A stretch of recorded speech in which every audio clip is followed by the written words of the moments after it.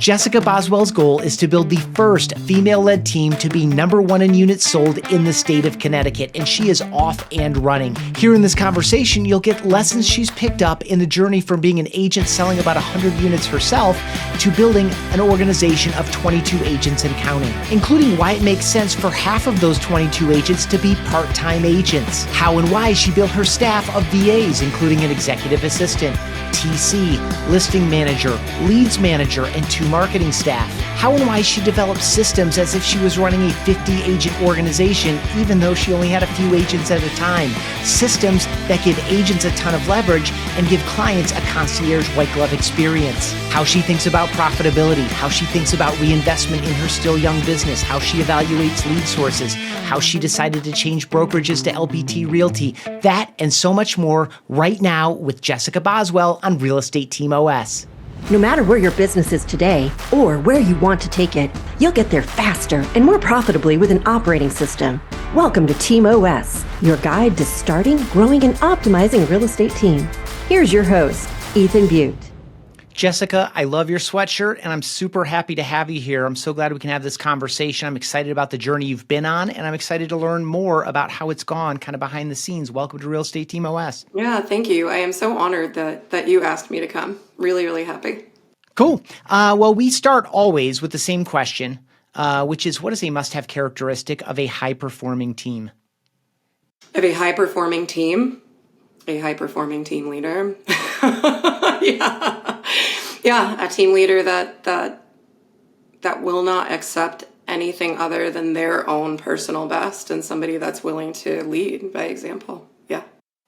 Cool. And what is that example for you? Like, did you go through the exercise of defining your values and your mission? Like, when you think about what you're exemplifying and what you're trying to represent to people so that you're modeling the right behavior for them as a high-performing team leader yourself, like, how formal is that? So it's funny, when I first started the team, I didn't have, the values my values mapped out, and I didn't have like a mission or a vision statement that kind of like that gelled like several months in when I realized, right, that's necessary. But I have always been a person that throws myself like 120% into things. I've always been a hard worker, and I'm extremely I'm just critical of myself. Like even when someone will say good job like on your accomplishments, I'm always like, okay, but I can do more, and there's more, and there's more, and there's more. And so I like to think that I model that for my team, that like I accept nothing but excellence, and it is my ultimate goal, to really elevate the industry as a whole by delivering an exceptional experience to my agents and my clients, right? To agents in the marketplace. And we so often think of, just offering our buyers and sellers an exceptional experience, but I think it's important to also give that to our agents. So that has become my mission statement. And by doing so, I will become the very first female-led team to be #1 by units closed in Connecticut. I know that I will. We're on a great trajectory. I love your goal. I love the clarity of your goal. I don't doubt just by, we've had a couple of conversations. I don't doubt that you'll get there. It's just a matter of when and how. I have so many follow-up questions on the language that you were using around essentially customer experience and agent experience. But I think for context, what I'm going to do is go straight to characterizing your journey. Like, when and how did you get into real estate from being an art history major who was doing lab work in the pharmaceutical industry? Like, start with your journey into real estate and when team dawned on you. Sure. Yeah. I was involved in biopharmaceuticals for over 10 years, and I did study art history along with that. And I just found over time that it was not fulfilling, and I wasn't sure why. I just knew that I wasn't happy. I worked for, 4 different employers and worked up the corporate ladder and was paid more with each job and had more responsibility. But I always felt like there was, I guess that there was a ceiling, maybe because I never got my PhD. I don't know. And the work was I think ultimately I found out that it just didn't suit my personality. Like I am actually not an introvert. Like I'm not. And I really enjoyed talking to people and doing something different each day. And in biopharmaceuticals, it can take 10 to 15 years to realize a goal. Like, and that's if it's realized at all. And so with real estate, it seems much more immediate. Of course, building a team, like, takes longer than obviously achieving a closing. But, and so I guess the long and short of it is we moved to St. Louis from Connecticut for my husband's job. We had our first child. And when he was about a year old, I found, I was pretty lonely and I loved being a mom, but I wanted something else. And so I literally chose real estate because the houses were beautiful and I would offer me flexibility as a mom. But, there's that like dichotomy, right? Like, there's the side of me that just like throws myself into everything. And that's what I did. I chose to be on what was at the time the #1 team in St. Louis. And I got incredible mentorship from that team leader. I feel like I would never be where I am today without them. So I took that away from being on a team. We moved back to Connecticut. I joined another team to kind of learn the Connecticut market. There were a lot of things on that team that I didn't like. So, and just that I saw going on around me that I didn't like. And, I was essentially asked to leave after having my second child. I think she didn't think I was going to work hard enough. And that's when my business really exploded. And I got up to about, 100 or so transactions a year, brought on a TC. And frankly, I had so many leads and a huge lack of balance that I said, I'm going to do this team. It's the next logical step.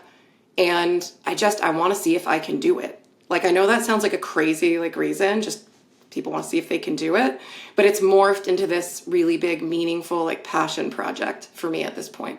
Cool.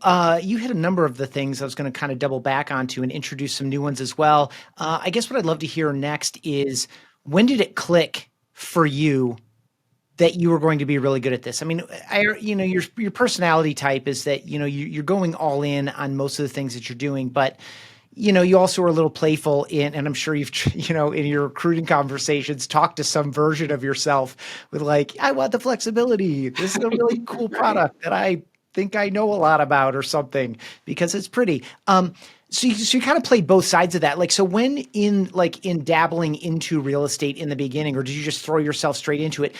Regardless, when did you realize that this was something that was going to really be good for you and that you were going to be really good at it? My very first phone call that I ever made, it was to a for sale by owner, and I set an appointment. And then I was hooked. I was just hooked. I loved it. I loved the rush that I got. I loved people kind of telling me something was hard and that I couldn't do it. And then I did it. And then I did it again. And I did it again. And being able to help people solve problems, I get immense satisfaction out of that. And that's essentially when I knew that this was the right thing to do, and it would be exciting for me. And literally every day is different. It was as an agent, it is as a team leader, and I love that. I love the unpredictability. There's something about it. And in my conversion con talk, I talked a lot about how I grew up with unpredictability and I thrived in that environment. And I just think it just suits me for whatever reason. Yeah, good. Okay. Please characterize your team as it is today, however you wish. Market, size, agent count or staff size, structure, culture, anything that you think helps characterize your team, just for context for folks to know where you are today. And then we'll kind of build into it in terms of how'd you get your first few agents and what were some of the other staff positions you added. But where are you right now? Right now. Okay. So right now I have a really beautiful panel of VAs that work full time.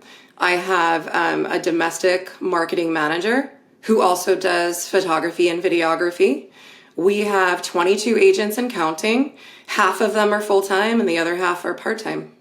I feel like that's relatively unique, part-time agents. Talk a little bit about the philosophy there. Why did you decide because people in your seat on this show, I've heard explicitly as soon as they say part-time, essentially the conversation's over. So I think it's really interesting that you've created a space for that. What was that about for you, and what's your experience relative to a full-time agent? Sure. The market's really difficult in Connecticut, and there are a ton of agents that have other jobs, and they come to me saying, I really want to transition out of this other job into full-time real estate. And I can't ignore all those folks if they have the right characteristics, right? I just feel like I can't. And so at the beginning, I would have once weekly training with them. We would call it squad, and we would have it every Wednesday at 5:30 for an hour, and I would have them report their numbers to me and all of that. We also use a learning management system where everything is self-paced. All of the software we use, self-paced learning, listing presentation, buyer presentation. And then I've just always been a team leader that's been very available. Like if these people need help writing an offer, I'm there. If they, and at the beginning, I was also accompanying people on listing presentations. As a matter of fact, they would set the appointments for me. They would come and shadow me, right? And they would, of course, get a percentage of the commission, but that's how I taught them. And I have part-time agents. There's this one woman that I always refer back to. She has a full-time job. She is going to school for marketing, and she sells as much as some of my full-time agents. It's how people use their time. I have a gentleman that works full-time, ADP sales. He's crushing it. Like he's made it top of our leaderboard. So, and then of course I have the people that maybe they're just not cut out for it. Their time management skills aren't super hot, and they weed themselves out. So I try not to say no to anybody that presents well and is intelligent and is eager to please. Love it. I love that openness to what is possible, and it's probably part of your problem-solving skills that you've developed over the years. Panel of VAs. Tell me about that. When did that occur to you? What are they doing? And even, I guess, maybe start with the language panel. I like that language. Yeah, like an army or, yeah. So I had some domestic admins, 3 of them to be exact, in a row that just had a lot of trouble keeping up with me. All right. And they were pretty costly, right? I have to have them on payroll. At the time I was funding my own 401k. I had to offer them a 401, like all of that stuff, right? They come up with a lot of expenses. And so when I fired my most recent one, I decided to look elsewhere for help. I mean, I needed it. We were like rocking and rolling. Like I needed help. So I brought on an executive assistant, and then a TC, and then a listing manager, and then 2 marketing staff. And that's evolved over time, like who's been in what position, but it's amazing. And now I have a lead manager too. They work full-time plus some, and all of their salaries added up are less than a domestic employee, and they work with a smile. And and my executive admin has the equivalent of her JD in the Philippines. She's brilliant. Like if I could bring her here, I would. I absolutely love her. And she has been a catalyst to this team's growth. She really is my implementer. Like I couldn't find that here. Interesting. Are you still on the hunt for that? Because, I think if you're going to get to 100 agents, I don't know. I feel like domestic might need to be there in terms of that integrator role, but maybe not. I mean, again, you're a creative problem solver, so maybe not. I mean, we'll see. We'll see. We have all of our lines of communication really open, and she's pretty much able to do everything I've asked her to do so far. I mean, whether it's, researching a new software or, going through lead sources or, troubleshooting data analytics and FUB, or, I can bring anything to her. And, if she can get it 85% done and I can finish the last 15, like that's worth it to me. But of course, yes, like as I grow to, 100 agents would be amazing. Yeah, we'll need to probably have domestic staff, but cross that bridge when we get there. Yeah. Yeah. Cool. One more follow-up here in VAs on behalf of viewers and listeners, and specifically to email subscribers. People can go to realestateteamos.com/subscribe, sign up. You get weekly emails and get subscriber-only episodes and stuff.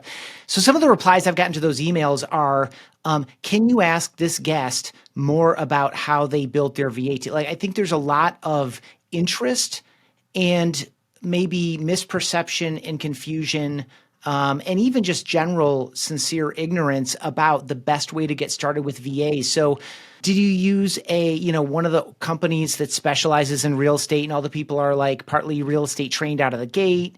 Did you use an Upwork or like how did you start with VAs, and has that been the consistent way that you've added folks as well? Yeah. So I started with Sphere Rocket.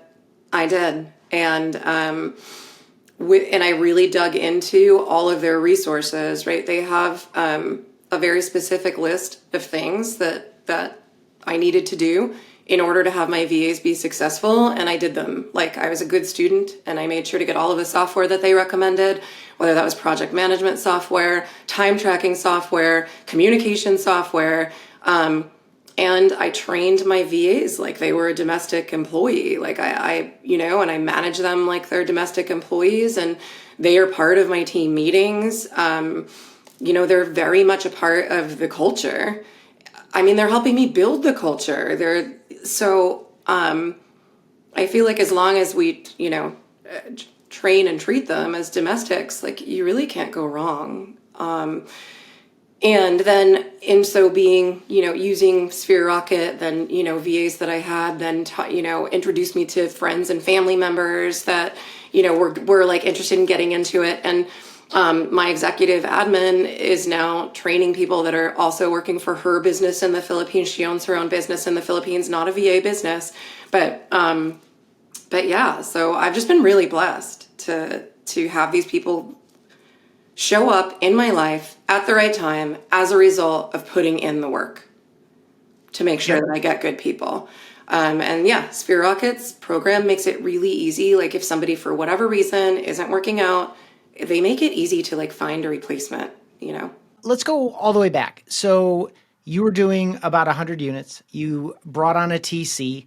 You had leads. So pick up from there, like for that aspiring team leader or very early stage team leader, walk us up through that first phase of growth to like the next time you looked around and you're like, oh gosh, look what this team is now. Whether that's like, 3 buyers agents or like whatever that is. Like, what was that first phase of growth? What were some of the key decisions you had to make? Any missteps that you caution people about when they ask you about this period of your career? Yeah. So it wasn't people first, it was systems first. Mm-hmm. And I did my best to develop my systems as if I was already running a 50 agent team, and it was super overkill. And, admins at the time were like, is this really necessary? And I'm like, yes, we're going to build it out the right way. All of the administrative systems, the sales systems, the lead gen systems, the follow-up, like all of that, I put as much energy and attention into as possible, like hundreds of different steps. And like, I'm a perfectionist, so I had to stop that. Like, I had to stop getting ready to get ready to get ready to get ready. So that's where I would caution people. Because the minute I decided to like, just do this, build the boat as you row it, we'll figure it out, have faith in yourself that you're going to figure it out. Like, that's when agents started showing up. So, in much the same way that I would get personal clients and referrals, or how I got agents, they would see my activity on social media and they would see that I formed the team and they would come to me. And, so I got a lot of organic growth at first. And then, of course, with joining Reside and John Cheplack's circles, like, he teaches you how to recruit like a beast. And like, I do, and I love it. And that's really how we've grown. I mean, I've brought on in the past 2 years over 30 agents, and we have about 22. And, the goal is to double production this year to get to 300 units. So I'm not stopping until we get there. Okay, cool. I don't doubt you at all. let's go to like when you were getting ready to get ready to get ready to get ready, which I love that language. And I personally identify with it very much as well. Not necessarily exactly in your context, but like getting ready to get ready to get ready. Like, Yeah. been there. It's like, how do I break out of this? Usually someone else has to break me out of it. Yeah. Or I just like kind of wake up. But what were you building at that time? Like in your mind, was it, what do I really, really need? Like if I could have the best systems for myself and my business, or was your mindset like as you were building, as you're thinking about what you needed to build, was it like, okay, what are other people going to need that I've just been kind of doing by default? Was it just, I'm just going to document in the greatest detail possible. And so like the getting ready to get ready was like, add more detail to subpoint, 8 bullet points there instead of just 3. Like what was that? Like what were you in your mind? Like what were you building? And at what point was it good enough? Because one of the reasons I'm asking this is there's someone right now who has a similar size team as you, but they don't have your systems and it is halfway off the rails and they probably won't be able to double production because even though you feel like it was maybe overkill at the time, I'm sure time has proven that it was a worthwhile investment. At least, most of it was. So like, what was your approach to building out and hardening those systems? Even if it was a little bit early. Yeah. So, narrowing down like my value prop, right? I just wanted everything to be like exceptional and detail oriented. And yes, like very much centered on what the clients and the team agents wanted. So I developed this white glove concierge, like way of thinking about things. And all right, what would I want as a really busy seller or, as a brand new agent, which I love bringing on brand new agents, or as a buyer that's nervous. And so with my sellers, I mean, I've decided to offer everything from a staging consultation to a deep clean to like the full marketing package, not just photos, but floor plans, 3D tours,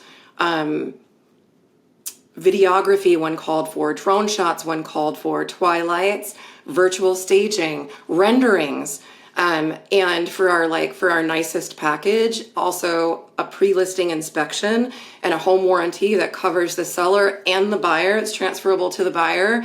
I mean, all of these different things, like listing showcase, like a laundry list of stuff. And then, all right, so this is just, seller, not necessarily buyer, right? I have a buyer version of this too, and then I said, that's going to be super attractive to agents. They can't pay for all. That's a lot of money to like fork out up front, right?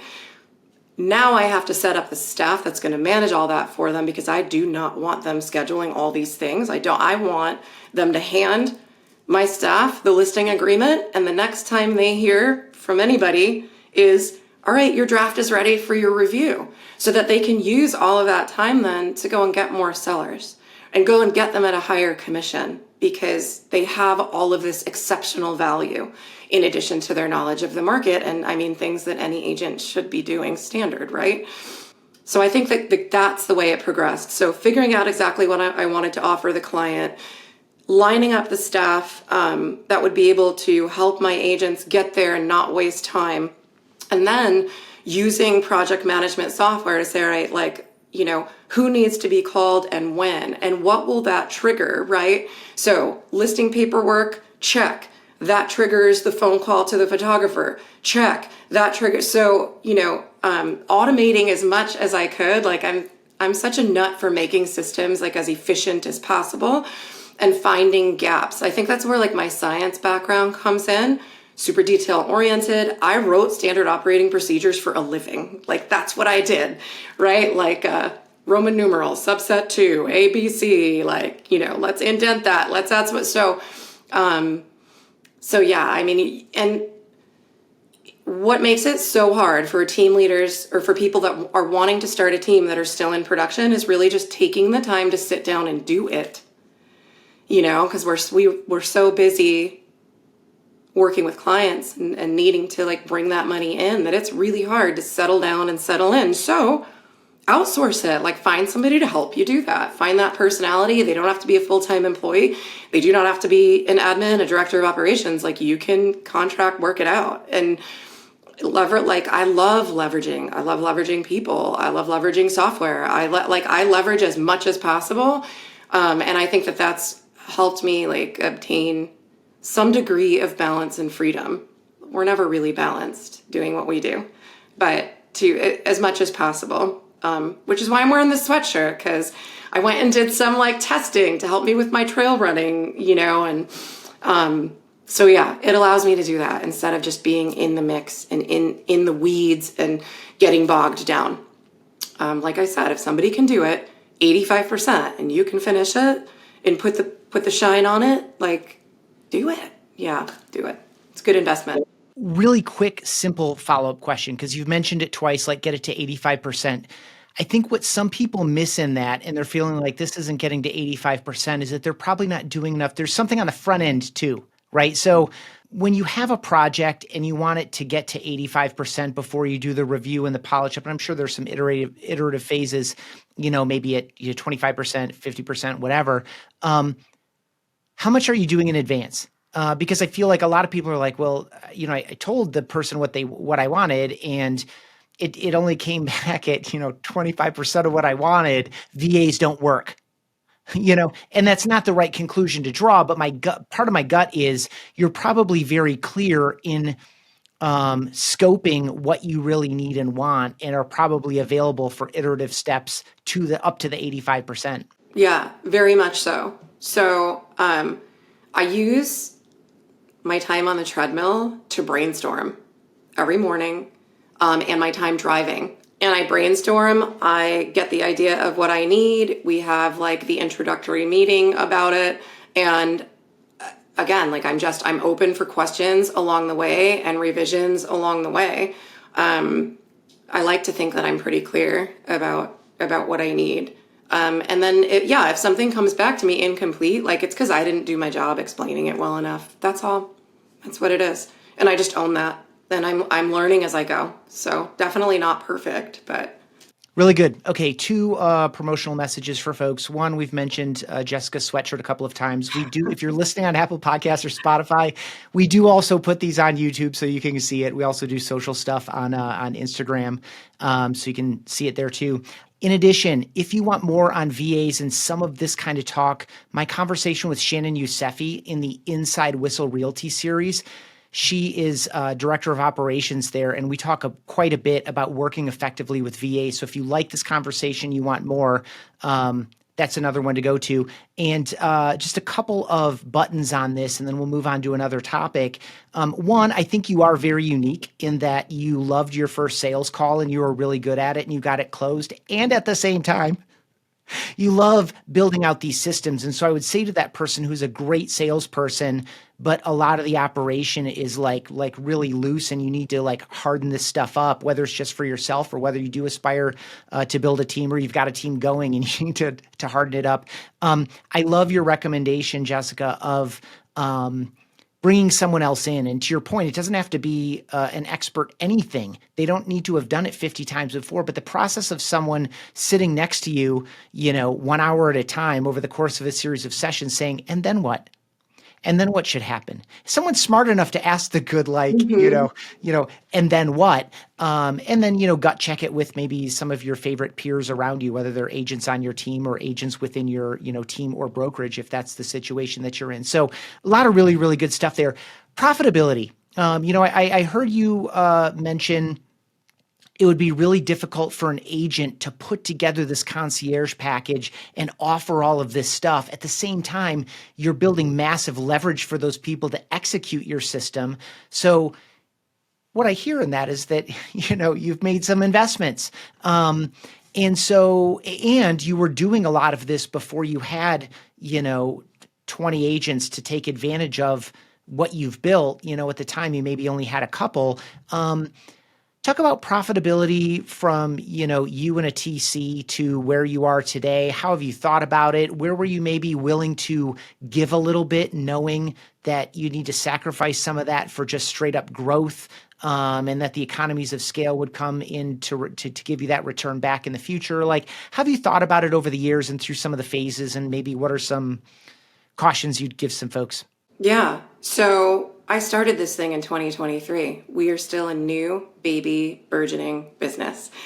I put every last penny back into my business. I'm not going to lie. I mean, there are things like, that I've done, like buying an office and stuff like that, but I'm not taking elaborate vacations on my profit. I'm pouring it back into the business because I want to offer just super high quality, and I know it will attract agents, and I know it will attract clients, and that's going to take time to build up. And frankly, I'm okay with that.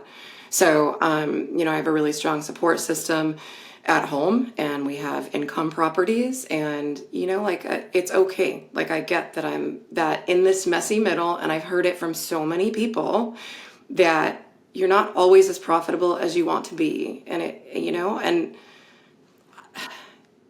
it's funny, like it's silly to think about, but money was never like my driving force in real estate. Like it just wasn't. My final walkthroughs were everything. People's reactions were everything. The commission, like sometimes I wouldn't even pay attention to whether or not it got like put into my bank account, which is, I don't know. So honestly, like I have believed all along that putting people first will result in profit along the way. So yeah, am I like netting $1 million? No, I absolutely am not. And I don't feel that people at this stage should, like, I think that that's what people need. They need to get honest with themselves that when you have a brand new business, you're not going to be uber profitable, and that's all right. And we should be putting money back into our businesses. All right. And then so as far as cautioning people against overspending, I mean, I have 21 different lead sources, and some of them work and some of them don't. So I would caution people to be constantly analyzing exactly how their lead sources are performing, like especially the ones that you're paying for, regardless of whether or not your agents are closing them, and just be ruthless about it. This year I've had to get rid of certain lead sources that just aren't working for me. But I still believe that practicing all over the state with as many lead sources as possible, especially pay at close, just is the way to go. I mean, I think that that's how we sold twice as much as we did last year. Like that's how. So economies of scale, growing the team to at least 50 agents will get me to the point where all of this hard work makes sense. Yeah. Long-winded answer. No, it's good. I mean, it's an important topic, and you broke down all three of the kind of things that I ask. I tend to ask questions in groups, so you did a great job. Good. And by the way, we've had that story on the show a couple of times. The first one to mind here is Kyle Draper in Southern California, who said the same thing. He was like, I wondered, and then I got to 45 agents. We kind of hit our next stride, and I literally, the words you just said, like, it was worth it. Yeah. Yeah. So really good. I also appreciate too this idea of reinvesting into the business and being real about that. I want to talk lead sources a little bit more. And what I'm most curious about is how you think about it. And I'll just explain how I would think about it as someone who has never had to assemble lead sources for the benefit, not just of myself, but for a team of people, and then evaluate which ones are working. But in general, you have that initial conversion, and you maybe put a time on that. Like, you can say this lead source converts at X percent, but is that are you doing that within 3 months or in 6 months? You're actually giving it like longer legs to 12 months. Like, when do you say that this lead, which is one of, 500 of its type from this lead source, air quote, didn't convert versus hasn't converted yet. So there's that. And then the other thing that I think is interesting about lead sources is, it's definitely too early in your business to really do this in a meaningful way. Mm-hmm. But I'm curious if you're thinking about it, is, yes, we convert this lead converted, and it was one of 50 of the 150 that I got, or 250 that I got. So let's say it's 20%. That's, I guess it's probably high conversion by source, but still, we'll walk that out and pretend that that's a real thing. 50 out of 250. The more interesting thing isn't like that we converted 20% and it produced this much gross commission income. Instead, it's of the 50 of the 250 that converted from this source versus the 50 of the 250 that converted at that lead source, like, cool, they're both at 20%, but we got twice as much repeat and referral business over the past 2 years from these 50 people than from these 50 people. Like, that's probably overcomplicated. And it's probably a bit in the future for you anyway, but I would encourage people to continue keeping original lead source as part of, your lead conversion puzzle overall. But I laid a bunch of pieces out there. How are you thinking about it when you're saying, I need to kill this, or we should double down on that? I'll address like the last part of that first, right? So it's really easy to think of leads as like not these human beings, like just on the other side of things, right? The lead source doesn't matter. Like, they're all human beings coming to us for help. And so if the agent does a good job, they should be getting a referral, period. It doesn't matter what source they come from. Love it. Yeah. Yep. Yeah. And, as a solo, I was using a ton of different lead sources. I love internet leads. Like, I wasn't big on like friends and family. I used internet leads to establish my sphere, and then they referred. And I even have agents on my team that like I helped buy and sell. So I've been able to get referrals from lots of different sources that I was using before I started a team. I believe that my agents should as well. And so developing a system for getting great reviews and getting referrals and nurturing and all of that, like, that's yet another. Even getting a referral when you didn't get a conversion. Mm-hmm. Oh yeah. Which is, I think, at some level, kind of a reciprocity play, or like I changed my mind. This isn't the right time for us, but I feel guilty about it. And we've established enough rapport because you're a great agent that I feel slightly obligated to, to recommend somebody who is.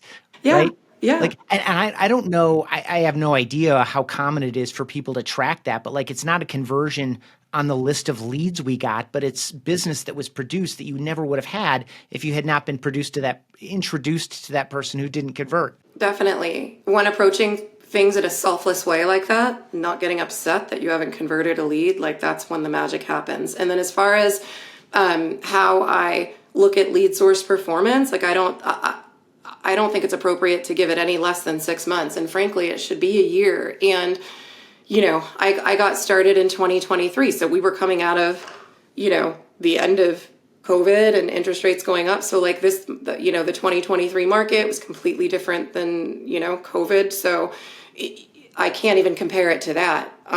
So it's really a year. And then with Connecticut, it's interesting, right? Because we have spring and fall that are really, really busy times.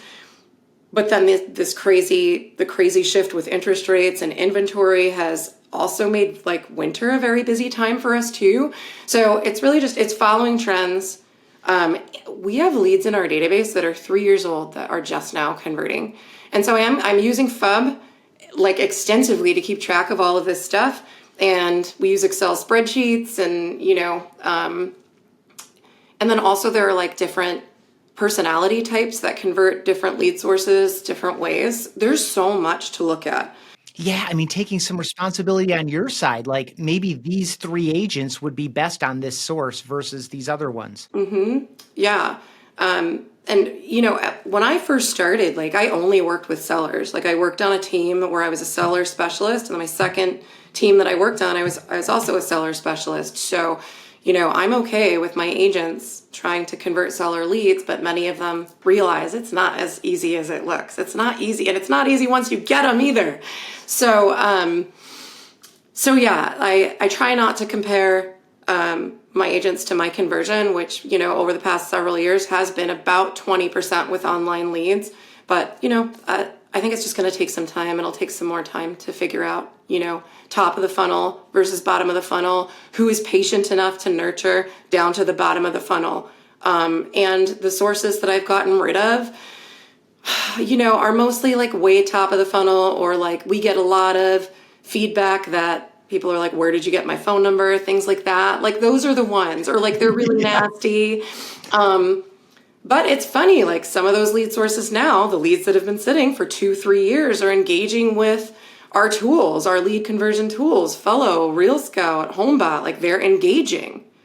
So, things, yeah, there's a longer cycle for lead conversion now. It's obvious. Yeah, that was great. And, part of what I hear in there too is, I'm inferring this from what you said, behavior-based triggers as reasons to reach out, based on some of these tools that you're using and the fact that they are in FUB. Just keeping an eye on essentially who's raising their hand through their real behavior so that our agents are taking advantage of that opportunity while they are acting like they're interested in buying or selling. Yes. Yeah. I mean, my smart list build out is pretty extensive. I have, leads in the last 24 hours. Then I have my ISA hot handoffs that haven't been communicated with for a certain number of days. And then we have active, the active buyer filters. So buyers that have interacted with, RealScout or something else in the past 14 days that haven't been called within 7 days. Same thing with my sellers. They have the, certain tags, things like that, 0 to 90 days. And then we have people we haven't spoken to yet. And so we also have a pond system. We have 7-day leads, 30-day leads, and Shark Tank. And agents are encouraged to go into that Shark Tank because those are the people that are converting. Like nobody's falling in our laps anymore. So I've made it easy for agents to identify out of the tens of thousands of leads that we have, the ones that are most likely to transact. I mean, these tools are beautiful. You can tell when somebody has looked at a listing 3 times and like when they did it. All right, like 6 hours ago, Mary Jane looked at 123 Main Street 3 times, like time to reach out, right? Like I love how much easier these tools make it for agents to do their jobs. And I'm really like happy and honestly like proud to be able to offer these things to the agents on my team. And that's another like white glove experience that, a team leader that like cheaps out, like they're not going to get with that, right? Like, I don't want to cheap out. It's like the worst feeling. So yes, is it more expensive? Yes. But I don't think I'd feel right doing it any other way, frankly. You just kind of brought back something that I didn't follow up on when you introduced the topic as part of a different answer, which is value prop. What was your value prop, a year and a half ago or so versus what is it today? Like, because you have invested significantly and it's clear just in this conversation that there is a lot of value. And I would assume some of that is unique value in the market, at least to the degree that you can communicate it to somebody effectively and they understand the value of it, which is a missing link. A lot of people think we have so much value, but it's like, that's great. You can have all the value in the world, but if you can't translate it to someone else on the other side of the table, it's not that useful. What was your value prop then? What is your value prop today? And I guess kind of in parallel, how has your role changed over that time too? Yeah, totally. All right. So, I mean, aside from these buyer and seller programs, these really extensive programs that I've put together for my agents, they do have access to Reside, founded by some of the most, prolific people in real estate right now, and they get to be coached by them. And I think that that's lovely. So they get training by them. I get leadership training, right? So my value prop, it's funny. So I think that a team leader's value prop should be a good percentage them and their evolution as a human being, right? I have evolved so much in my way of thinking and the way that I feel about, other people and this business and myself. And so being able to model these behaviors and model, growing up and just being a better person to these other people that kind of they want what you have. I think that that's a huge value prop. And then there's the solid stuff, the buyer and the seller programs and the staff and the training that Reside brings and the coaching and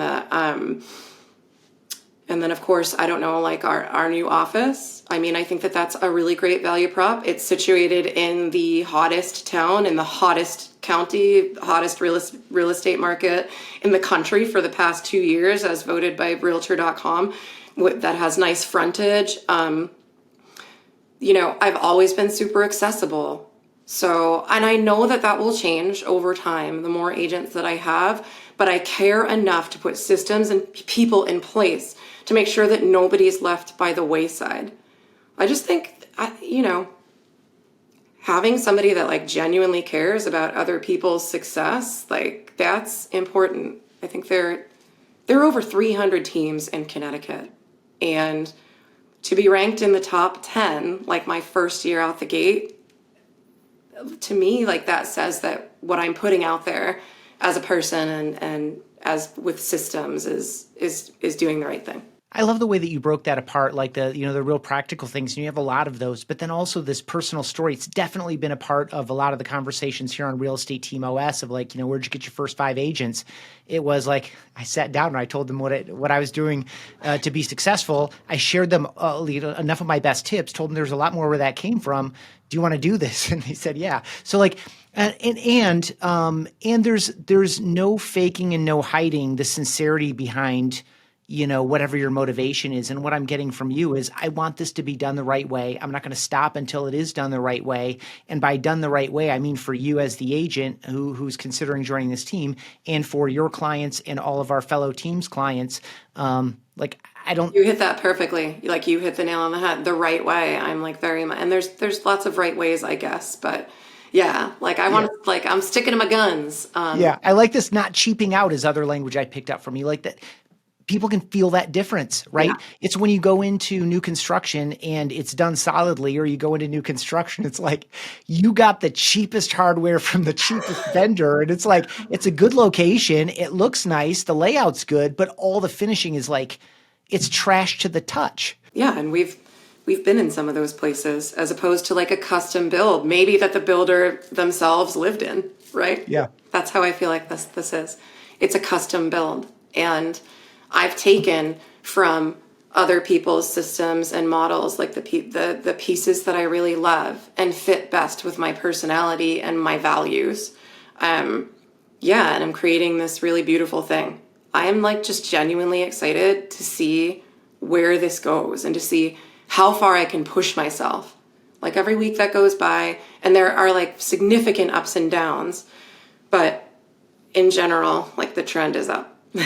Question for you that I haven't really, we've talked about like changing brokerages and being brokered by different companies with folks on the show. But my understanding is that you pretty recently switched to LPT Realty. And I would love for you to talk about that just as a project. Like, when did it occur to you that there might be a different opportunity? How did you evaluate? How much time did it take? Who else did you bring into the decision? Mm-hmm. Rebranding all of your materials. Like, we've never gotten into that at all. And I know that we're not at the beginning of the conversation here, but like, share a little bit about that from thoughts and motivation and guidance. Like, who did you seek to kind of like validate what you were thinking or feeling? Like, is this right? And then go a little bit to the practical side of like, how much work was it? Like, and maybe what was easier than you expected or harder than you expected? Sure. So first I'll just start by saying like, I didn't leave EXP because I was unhappy. I wasn't moving away from negative. I moved toward positive and potential. I love new and I love challenges. Like I love anything that feels cutting edge. And so I saw opportunity. I mean, it took months to make the move. Just like my move to EXP actually took like a couple of years of convincing, but it took months. And I was able to meet Robert Palmer. Like, he's a genuinely good person, and I'm really excited to see what he does. I feel like he also throws himself like 120% into the things that he does. And I really believe in the agent choice model. I think that in this time, in this really difficult market, there are a lot of agents that just need more money in their pockets, right? And there are those of us team leaders that see ourselves building big teams, building downlines, building this family. So that's awesome for me. But like, what about like just a normal agent that wants to do 12 sales a year? Like, I want them to have more money in their pockets. And so the move to LPT was to help my agents bring more home. And it was also to be more attractive to other agents evaluating what team to join. They also filled a void in my business with their paper products. The listing power tools is really, really neat. I have people on my team that old school door knock. Like I door knocked. I don't want them to have to pay for their own materials. Being able to send postcards is huge. And with the TCPA regulations going into effect, those old school ways of doing business are coming back. And I think it's really smart. Like the door knocking, the brochures, the human to human interaction, instead of the texting and the phone calls, right? Half of our database is on the do not call list, right? In addition to that, he has systems that, help teams grow, which I love. Coaching and systems in addition to Reside. It's like complementary to Reside. I love learning. Like anybody that I can learn from, I'm like, give it to me and let me process and take what works. What else do I like? I think, the fact that there are no monthly fees really help agents, no sign-on fees, but the value is there, having the CRM, the website, trainings, having our intranet. That's really, really easy to find. Ordering marketing materials, super duper easy. Marketing materials where we're front and center has always been super important to me. Like my brand has been really important to me. I'll never pay a split to support somebody else's brand. I just can't. I can't do it. And, frankly, being able to build a downline and accumulate pre-IPO stock, just no brainer, right? Pre-IPO stock. So the same reason why people joined EXP and were excited about joining EXP, I have that same thing with LPT plus some. Yeah, it's exciting. So from commitment to live, when you're like, okay, I've heard what I need to hear. I made my decision. You sign something. What does that window look like? And how, I just want to from your experience, how distracting was any of the kind of nuts and bolts stuff relative to your service to clients and service to agents? My staff took care of so much that it was honestly, it was fast and furious. We did it in a week. LPT replaced all of my existing signs and my swag and all of that. No time was lost. I did not. Yeah. I mean, I devoted time each day of that week to make sure things were getting done and have meetings. And we have huddles every morning with my staff. So we just made sure to keep the lines of communication open. They made it crazy easy to move stuff over. I paid license transfer fees for the agents already on my team. It was relatively seamless. Well, congratulations. Continued success in this year ahead. I don't doubt you're going to hit your goals. And if you don't, it won't be for a lack of effort. We are subject to probably less outside force than I think a lot of people. I mean, you, for example, doubling your business in what was a down year, this is just a testament to the fact that it's not just external forces. I think a lot of people overlean that way. Yeah. At the same time, you also can't totally muscle your way into success when the headwinds are 100% against you. So, I can't? Yes, I can. Yeah, right. Yeah. Well, regardless, I'm excited to see how this goes for you. I know that you're going to put your all in. I appreciate you making time for this conversation. Before I let you go, I always have 3 fun pairs of closing questions. Okay. So you can answer one or the other. Some people choose to do both on some of them, and you're welcome to do that too. But what is your very favorite team to root for besides your own real estate team? Or what is the best team you've ever been a member of besides your own real estate team? Reside. Yes. Reside. Okay. Yeah. Oh, by the way, I forgot to throw in this promotional message. Saneet, Preston, Nick, and John have all been guests on the show. And someone besides you has also, I think, mentioned Reside. It might have been one of those 4. I can't remember. But in any case, good call. What is one of your most frivolous purchases, or what is a cheapskate habit you hold on to, even though you probably don't need to? Cheapskate habit. I have clothing that I acquired, 20 years ago. Cheapskate habit. We drive cars that are really old, and we like not having car payments. Cheapskate habit. And then my most frivolous purchase, it's funny because I'm really careful about spending my money. All right. That's good. Like, by the way, I don't regard driving an 18-year-old car with, 200,000 miles. It's not cheap. That's just smart. Well maintained too, by the way. Well maintained, Right? seriously, and hardly needing anything in that time. I'm thinking of two things that were like crazy expensive, but they weren't frivolous. Yeah, that's fine. I've had that too. People offer something and I'm like, well, you did that for the benefit of your family so you could have more time together. Like, I don't think buying that ranch was all that frivolous at all. I know, yeah, I was gonna say like my 10-year anniversary trip, which was freaking amazing, but really expensive. That's cool. Where'd you go? Went to Curacao and we stayed at a luxury resort and like we got crazy and like rented a private yacht for a day. Like it was insane. We loved it. Like that's awesome. out. There you go. And that's why it's not frivolous. Yeah. When you are investing your time in resting and relaxing and recharging, what are you doing? Or when you're investing time in learning, growing, and developing, what are you doing? I'm trail running and spending time with my kids. Those are the two things that really fill my cup. And then learning, I adore going to conferences. They recharge me. I get to see what people are doing at a very high level, and I get to meet people that are working at a very high level. Those are my two main things. Yeah. Cool. Any highlights on we're recording this in early 2025. It'll release, I think this is going to go in like early March. Anything and I just offer that to say there's time in the calendar ahead. Any highlights in the year ahead in terms of places you want to go to spend time in person, conferences? Oh, conferences. Yeah. Anything that's on your calendar right now that you're really excited about? Yeah. It's not on the calendar right now, but I'm always excited about Chet Black events. Chet Black Tahoe, I go to every year, and I cannot wait until he schedules his next Maverick. And then Conversion Con will always be like near and dear to my heart because it was my very first speaking gig. So all of these, getting together with people that I know, and getting to hear these really high operators, share their wisdom. Like that's what I'm excited about.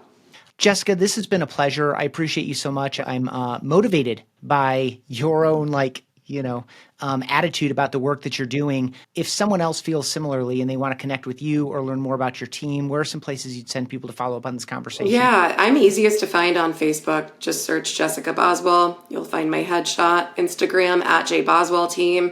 Email Jessica @ jboswellteam.com. Yeah, pretty easy. We probably have mutual friends on social. I'm friends with everybody. Cool. Well, those things are linked up down below as well. Jessica, I appreciate you, and I hope you have an awesome rest of your day. Thank you. You too. Thanks so much for having me. Thanks for checking out this episode of Team OS. Get quick insights all the time by checking out Real Estate Team OS on Instagram and on TikTok.